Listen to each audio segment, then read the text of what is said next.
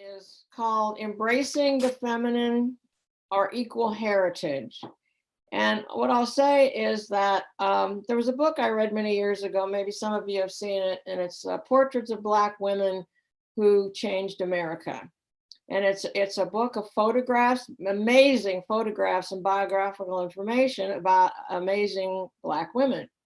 And the writer and the photographer was a guy by the name of Brian Langston, who was a journalist in Topeka. And he, in writing this book, he just felt we had to have this history. And as the more he got into it, the more he heard these women's stories, he began to realize, guess what? This is not just for Black people, or it's for me. I need this. These are my mentors and my heroes as I learn about their stories as a white male. So I think that no matter who we're speaking of, and this today we're talking about women, and the reason I'm talking about this theme of exploring our kind of women mentors and pioneers who influenced history and influenced each of us, is that if we can identify this feminine energy that's part of our personal and collective history, then we can embrace and internalize these qualities for ourselves. But when we do this, it affects us personally in a good way, our relationships, our community, and also our world vision. So I was really inspired to do this. I actually wrote my article for Evolving for March on women's issues, because March 8th, as you may know, was International Women's Day. And March is also International Women's History Month. So just like Black people, we have to have a month dedicated so people will pay attention. And we need to have it, as some have said, for Blacks or Latinos or whoever, or women, we need to do it 12 months a year. But since we're talking about neglected history and neglected populations. So what are some of the International Women's Committees and the United Nations International Women's Committee set themes for each year? So this year, the themes are to celebrate women's achievements, to raise awareness about women's equality, to lobby for accelerated gender parity, and also to fundraise for female-focused charities. So everyone is hoping internationally that this collaboration of shared purpose can have positive changes for women. And if we have positive changes for women, we have positive changes for everyone. As we know, and I say, I have a PhD, and what I know is if mama ain't happy, ain't nobody happy. So we know that in many ways, the happiness of the world kind of depends upon the happiness in many ways of we as women. So as we're looking at this, I'm just going to say this to you over and over just so you remember. This isn't just women's work. This embracing of feminine energy is, like I said, of Brian Langston, is part of our heritage, everyone. Whether a male, female, or we identify as non-binary, this is our heritage. And it is something we can learn from and also then internalize as we acknowledge these parts of ourselves. So it's everybody's work, and it's also part of the Fillmore's vision for a more holistic spirituality. In doing my research for the article, I found a book by Tony Bem called Embracing the Feminine Nature of the Divine, Integrated Spirituality Heralds in the Next Phase of Conscious Evolution. And Tony lives at Lake Winnebago, published this book, and this was in her book. And the Fillmores wrote this in February 12th of 1921. I believe that the Holy Mother, the Divine Feminine, is now being restored to her righteousness in the world, and that she will reign equal with Jehovah, the Divine Masculine, in the heavens and the earth. Kind of amazing, isn't it? So looking at my own personal history, I want to kind of share with you some very powerful things that have happened and gotten me to embrace my personal heroes. And I think if we look at our life right now, The last year has certainly been a challenge for everyone, I believe, in so many ways. We've been kind of asked to dig deep. We've been asked to hopefully take care of others, take care of ourselves, think about what do we really believe. And I also think help looking at those who have shown us how to do this. In the last year or so that we lost Ruth Bader Ginsburg and John Lewis, and they were so inspirational to me for many years. And I look at what people have achieved and what they've gone through. I can't even imagine John Lewis, all that he went through all of his life, and how he continued to have such an amazing and positive spirit. And Ruth Bader Ginsburg started her work in the early 70s and was looking, really, really working for gender equity for both men and women. So I hope as you were listening to that, you're also kind of thinking about people who have influenced you, who have given you something to help you. And I'm thinking, as I said, somewhat about this today is really looking about, what we're taking of that feminine quality, that feminine self. Some people even will talk about the divine feminine and the divine masculine. So it's personal, it's political, it's relational, it's spiritual.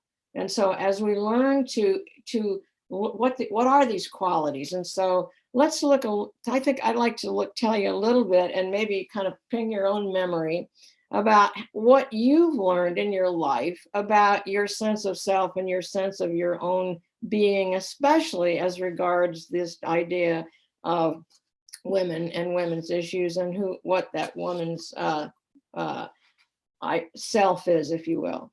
So my own journey kind of began as the parents of child that were born before women or any person of color could even vote, which to me, when I think about it, is fairly astounding. I was brought up in a pretty traditional Catholic upbringing. And I remember, and I believe I was still a nun at the time, and I read Betty Friedan's The Feminine Mystique, which came out in 1963. And Maya Angelou's I Know Why the Caged Birds Sing, which came out in 1969. And it was like these things were beginning for me to think about who I was. And as I came back into the world in 69, as some of you know, left the convent, and I was really aware of the Equal Rights Amendment that was reintroduced in Congress in 1971. I did a little research, surprised to hear or read that Alice Paul first introduced it to Congress in 1923, and we still do not have it ratified. So just from a political level and from a societal level, we're still so far from saying women are an equal part of the story. Okay, and it has many ratifications for all of us, because these things kind of seep into our pores. Okay, they get into our consciousness without us realizing it. So one of the things that I began in my journey in the 70s, I would have to say that my view of myself as a woman, as a female, as a young woman at this time, now entering my 30s, I don't think I really knew who I was, nor did I think I liked myself much as a female. Because without realizing it, of course, being born in an era, and I think to some degree it's changed and some not, that I hadn't really learned to appreciate myself as a young woman, as a female, and my own abilities, my self-confidence, that I was able to do something. And I remember reading this book. Some of you may be familiar. A book came out, 2 series called When God Was a Woman by Merlin Stone. Maybe, I don't know if you've ever read. There's 2 volumes, volume 1, volume 2. It came out, I believe, in the 70s. And I thought, oh my goodness. It said, and she quotes it there, at the very dawn of religion, God was a woman. Do you remember? Of course, I didn't know it at all. And so the idea that we could think of God as masculine, feminine, or non-binary, not contained by gender. Okay. So beginning again, that sort of beginning to think about the feminine divine, the divine feminine. So I kind of began to realize as I got dipped into my studies of feminism and the experience with other women that thousands of years of patriarchy had robbed all of us of the personal and divine feminine, both male and female, not just, I think it's a great loss for men as well as for women. And so each of us had to, I realized that these negative views of our bodies, our roles, and our abilities had just permeated our culture for so long. And some of you may remember or have read the book, Our Bodies, Ourselves, that also came out in the 70s. It was revised again, I think, again in the 90s. It was like a handbook. This is women, this is a handbook for you about looking at your bodies in a positive, loving way, right? So I think those things may seem, what shall I say, elementary to us. But I think we were at a very elementary place in understanding our being, okay? And so I read, I don't know, some of you have seen this book. It's called For Colored Girls Who Have Considered Suicide When the Rainbow Is Enough by Ntozake Shange, who actually passed away from cancer several years ago. And she talks about how she began to bring out herself. And I want to read this to you. She says, and she's a wonderful poet. She says, I can't hear anything but maddening screams and the soft strains of death. And you promised me somebody, anybody, sing a black girl's song, bring her out to know herself, to know you, but sing her rhythms, Karen, struggle, hard times, sing her song of life. She's been dead so long, closed in silence so long. She doesn't know the sound of her own voice, her infinite beauty. She's half notes scattered without rhythm, no tune. Sing her sighs, sing the song of her possibilities, sing a righteous gospel. Let her be born and handled warmly. And I think for each of us, whether we're masculine, as I said, identifies male, female, or non-binary, to embrace ourselves for who we are, to embrace those qualities which in some ways have been oppressed and demonized in many cultures for so long, that it's like, who wants those, right? Who wants those qualities, right? So at this time, I had found this poster it was from a 1973 It's All Right to Be Woman theater, and it was called Ellen's Chant. And the quote on the poster, which I had bought them up and gave them to all the people that were in my training at different times, and it said, I am a woman giving birth to myself. So it's kind of like Ntozake Shange.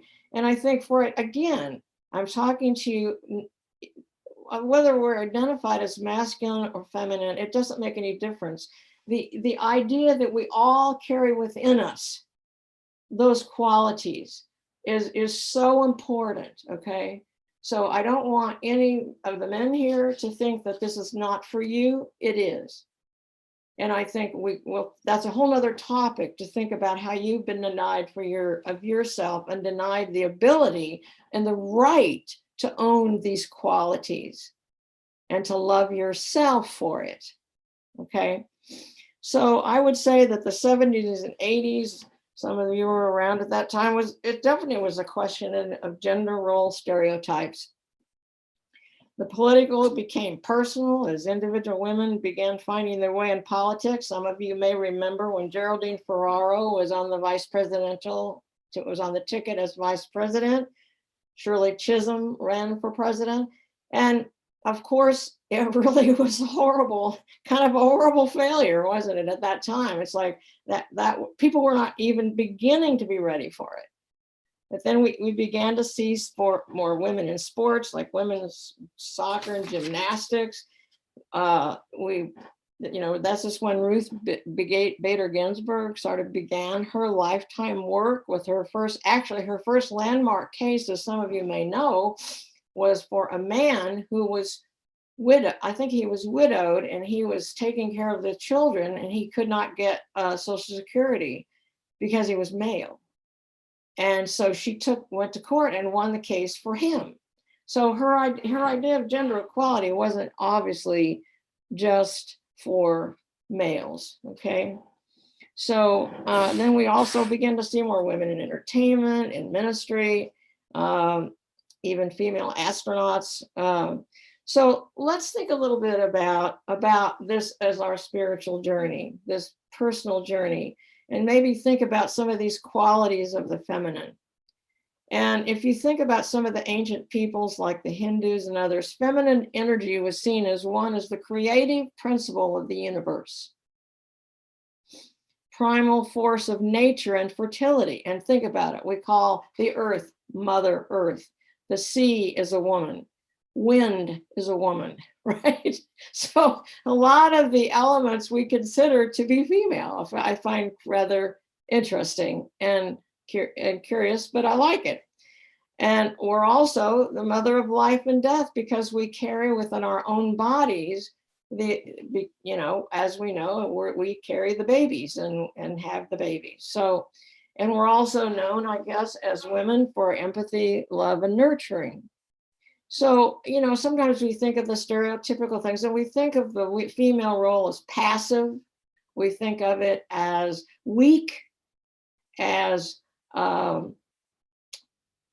not particularly strong, of course. And so I think that's a misnomer at all. I think that if you look at the goddesses of different religions, and I also think about my own past as a Catholic, and I rethought, of course, during this time, the images of the Blessed Mother, she's portrayed definitely. She's called the Queen of Heaven.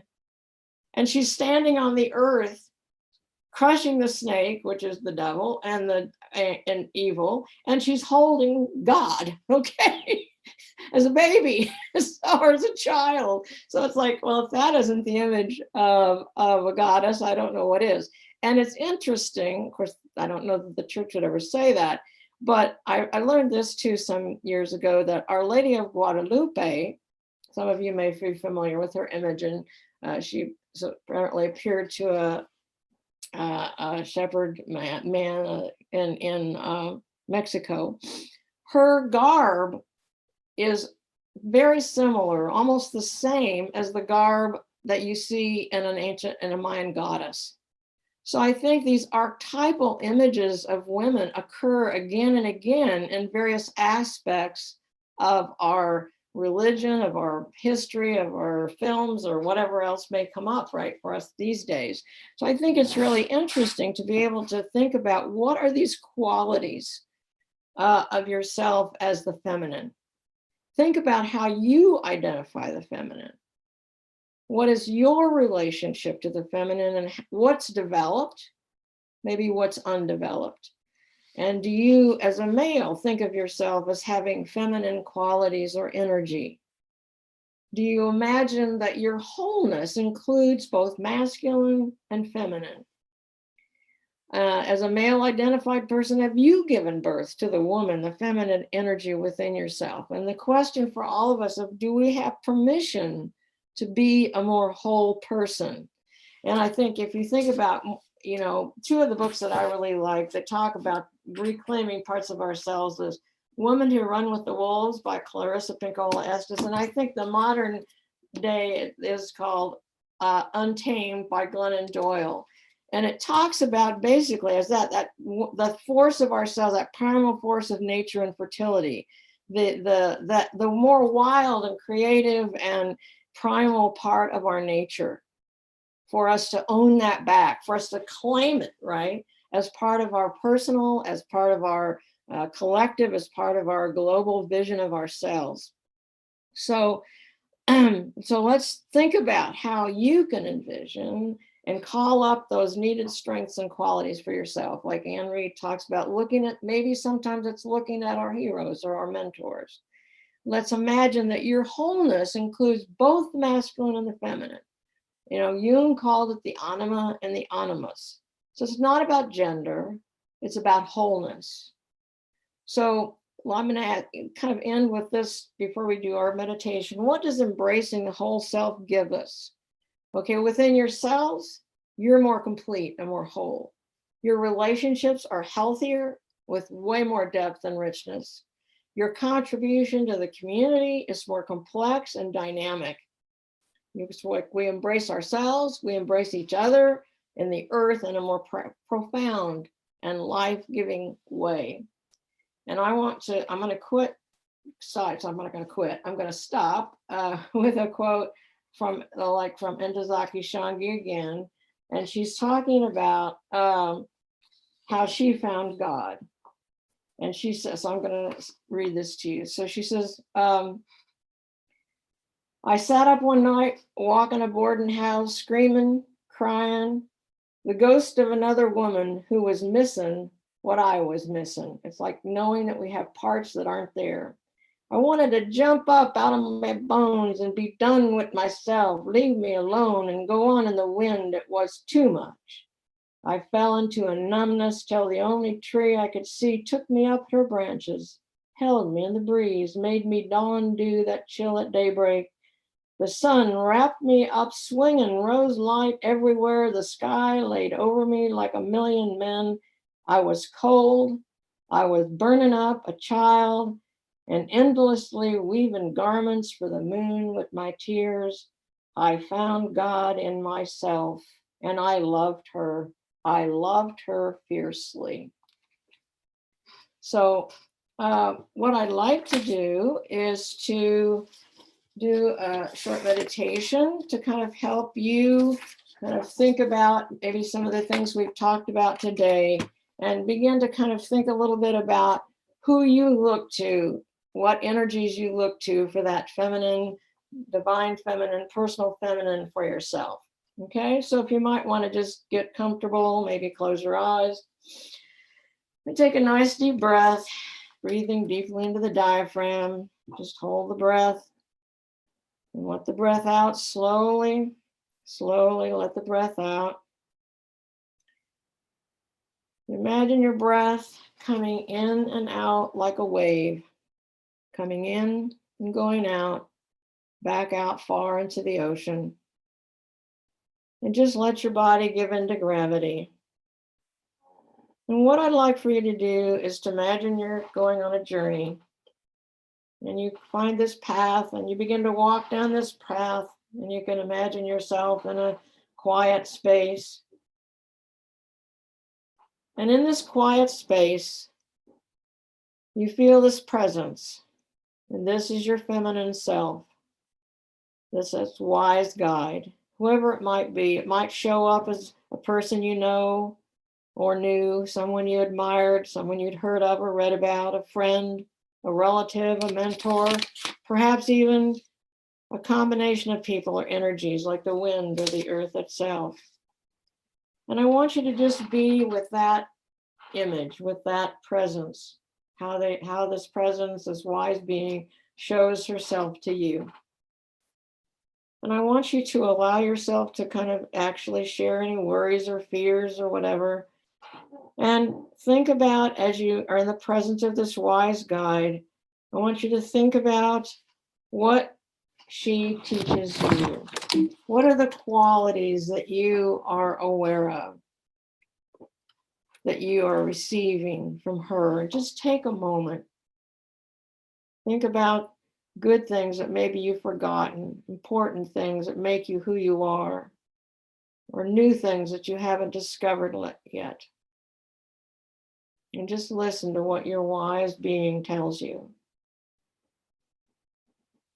Just take in the loving, wise guidance with openness and trust.